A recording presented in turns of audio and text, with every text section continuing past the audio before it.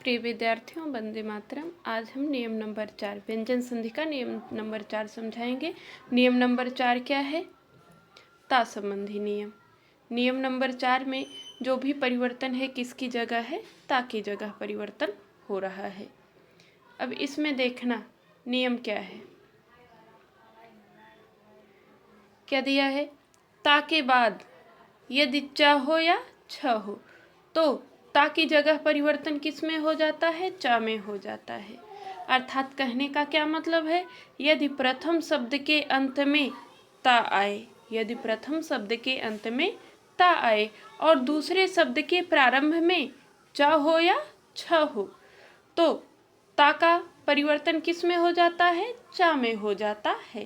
ता किस में बदल जाएगा? चा में बदल जाएगा। जैसे उदाहरण के माध्यम से आपको यहाँ कन्फर्म कर दे रहे हैं। उदाहरण में क्या है? उत प्लस चारण। अब यहाँ उत में देखना लास्ट में क्या आया? ता आया। और चारण का पहला शब्द क्या है? चा है। नियम क्या बता रहा है? ता के बाद क्या आए? चा आए। तो ता किस में बदल रहा है? चा में बदल रहा है। ता किस में बदल जा रहा है? चा में बदल रहा है। तो ता क्या हो? ता के आगे क्या आया? ता के आगे चा आया, इसीलिए ता का क्या हो गया? च हो गया। रूप क्या बन गया? उच्चारण। आगे देखना उत प्लस चरित। अब इसमें भी प्रथम शब्द के अंत में ता आया और दूसरे शब्द के प्रारंभ में चा आया, तो ये ता को भी किस में बदल देगा? चा में बदल देगा। रूप क्या बनेगा? उच्चरित। ऐसे सत प्लस चरित्र का क्या बनेगा? सत प्लस चरित्र का सच्चरित्र रूप बनेगा। जगत प्लस छाया का जगत छाया, मतलब ता की जगह परिवर्तन किस में हो रहा है? चा में परिवर्तन हो जा रहा है। तो नियम क्या है? यदि प्रथम शब्द के अंत में, यदि प्रथम शब्द के अंत में क्या आए? ता आए और दूसरे शब्द के प्रारंभ में क्या आ रहा है? चा आ रहा है, तो ये ता किस में बदल जा रहा है? चा में बदल जा रहा है। अब आगे चौथे का दूसरा देखना। और चौथे नियम का ही दूसरा क्या है? इसमें भी परिवर्तन, जितना परिवर्तन है चौथे नियम में 1 2 3 4 करके है, ये जो भी परिवर्तन है वह किसकी जगह हो रहा है? सिर्फ ता की जगह हो रहा है। वो परिवर्तन सिर्फ ता की जगह हो रहा है। तो यहाँ दूसरे में क्या है? चौथे का दूसरा नियम, ता के बाद क्या आए? जा आए या झा आए, तो ता किस में बदल जा रहा है? जा में बदल रहा है। कौन बदल रहा है? ता। प्रथम शब्द के अंत में नियम यही है, यदि प्रथम शब्द के अंत में क्या आए? ता आए तथा दूसरे शब्द के प्रारंभ में जा आए या झ आए, तो ता किस में बदल रहा है? जा में बदल जा रहा है। पहले में आपने देखा ता के बाद प्रथम शब्द के अंत में ता है और दूसरे शब्द के प्रारंभ में चा आए या छ आए, चा आए या छ आए, तो ता किस में बदल रहा है? चा में बदल रहा है। और यहाँ पर ता के बाद अगर जा या झ आ रहा है तो ता किस में बदल रहा है? जा में बदल रहा है। अब उदाहरण के माध्यम से देखना। उदाहरण क्या है इसमें? सत प्लस जन, तो क्या हो जाएगा? ता किस में बदल रहा है? प्रथम शब्द के अंत में क्या आया? ता आया और दूसरे शब्द के प्रारंभ में जा आया, तो ये ता किस में बदलेगा? जा में बदल जाएगा। क्या रूप बनेगा? सज्जन। यहाँ पर है ना सज्जन, क्योंकि ये जा किस में बदला? ता किस में बदल गया? जा में बदल गया। ऐसे जगत प्लस जननी, जगत प्लस जननी। अब यहाँ भी ता के बाद क्या आया? जा आया, तो रूप क्या बन जाएगा? जगत जननी। जगत जननी नहीं बल्कि क्या हो जाएगा? जगत जननी रूप हो जाएगा। इसका सबसे प्रसिद्ध उदाहरण क्या है? यही सज्जन और उज्ज्वल। अधिकतर ये पूछा जाता है, परीक्षाओं में क्या हो जाता है? पूछा जाता है। अब उज्ज्वल में भी देखना क्या हुआ? उत प्लस ज्वल। नियम वही है, प्रथम शब्द के अंत में क्या आया? ता आया और दूसरे शब्द के प्रारंभ में क्या आ गया? जा आ गया, तो रूप क्या बन गया? उज्ज्वल। ऊ के बाद आधा जा किसकी जगह हो गया? ता की जगह हो गया और रूप क्या बन गया? उज्ज्वल रूप बन गया।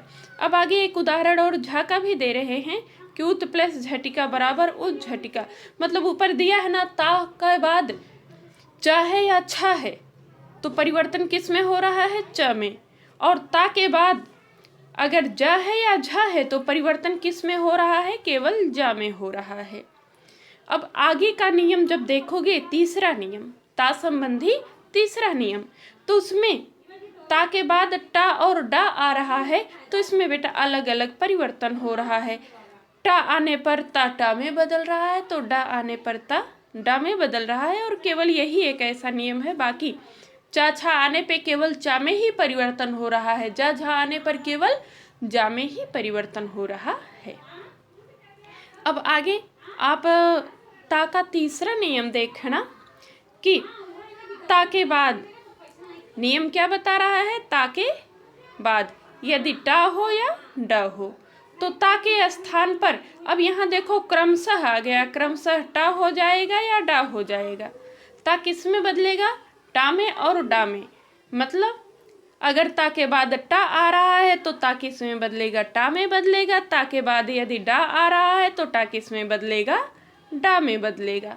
जो ता के बाद आ रहा है वह उसमें बदलेगा, लेकिन चा छा में और जा झा में ऐसा नहीं है, इसका ध्यान देना। ता के बाद जा आएगा तब भी जा होगा, और ता के बाद झ आएगा तब भी जा होगा।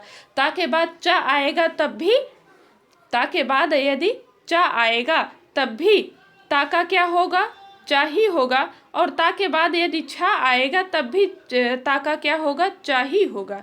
लेकिन यहाँ पर क्या हो रहा है, परिवर्तन हो रहा है। यहाँ ता के बाद यदि ता के बाद टा आएगा तो ता किस में परिवर्तित होगा, टा में परिवर्तित होगा। और ता के बाद यदि डा आएगा तो ता किस में परिवर्तित होगा, डा में परिवर्तित हो जाएगा। उदाहरण के माध्यम से आप देखना। अब यहाँ पर उदाहरण क्या दिया है, बृहत प्लस टीका, बृहत प्लस टीका।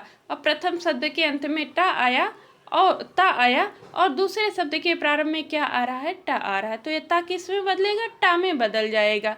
तो क्या हो गया, बृहत टी का रूप बना। ऐसे आगे डा का दे दिया, उत प्लस डयन।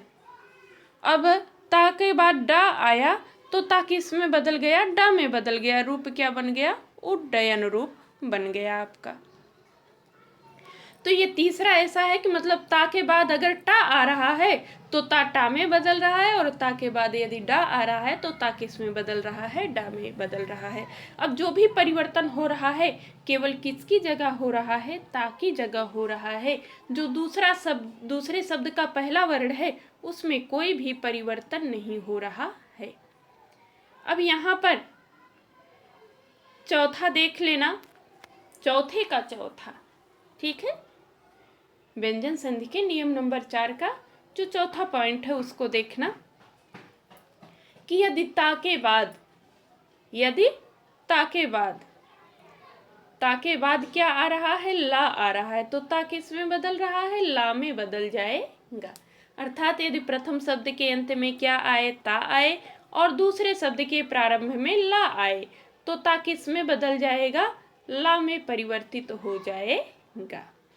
उदाहरण देखना, उत प्लस लास। अब यहाँ प्रथम शब्द के अंत में ता आया और दूसरे शब्द के प्रारंभ में ला आया, तो ये ता किस में बदल जाएगा, ला में बदल जाएगा, रूप क्या बन गया, उल्लास।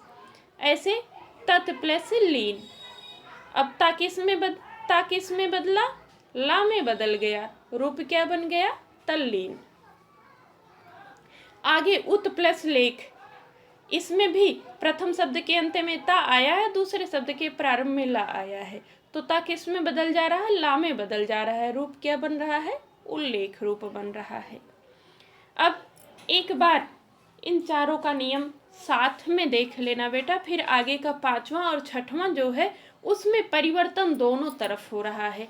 अब तक केवल ता संबंधी नियम ही नहीं, अब तक आपने व्यंजन संधि का पहला, दूसरा, तीसरा और चौथा, जो भी चौथे में ये ता संबंधी जितने नियम पढ़े उसमें परिवर्तन कहाँ हुआ, व्यंजन संधि में प्रथम शब्द में, प्रथम शब्द का जो आखिरी वर्ण है, प्रथम शब्द का आखिरी वर्ण में परिवर्तन हुआ। और इसके बाद जो है पांचवें और छठवें नियम में दोनों तरफ क्या होगा, परिवर्तन होगा। दोनों तरफ मतलब कहाँ, पहले शब्द का आखिरी वर्ण और दूसरे शब्द का पहला वर्ण, दोनों तरफ क्या होगा, परिवर्तन होगा। अभी तक जो भी परिवर्तन आपने व्यंजन संधि में देखा, पहले वर्ण के जो प्रथम वर्ण है उसका क्या है, आखिरी शब्द, उसका आखिरी शब्द में क्या हुआ, परिवर्तन हुआ, और दूसरे शब्द का जो पहला वर्ण है उसमें कोई परिवर्तन नहीं हुआ। तो अब एक साथ ये चारों नियम देखना। कहते हैं कि इस नियम में जो अलग अलग पढ़े, एक साथ अगर कॉपी कलम होगी तो एक साथ में भी साथ में इसको लिख लेना, तो आपको साथ में याद रहेगा कि यदि प्रथम शब्द के अंत में ता आए, यदि प्रथम शब्द के अंत में क्या आए, यदि प्रथम शब्द के अंत में ता हो और दूसरे शब्द के प्रारंभ में चा छा में से कोई वर्ण आए तो ता किस में बदल जाएगा, चा में बदल जाएगा। यदि जा झा आए तो ता जा में बदल जाएगा। यदि टा डा आए तो टा आने पर ता टा में बदलेगा, डा आने पर ता डा में बदलेगा। तथा यदि ता के बाद ला आए तो ता किस में बदल जाएगा, ला में बदल जाएगा। केवल ऊपर दोनों आपको ध्यान देना है।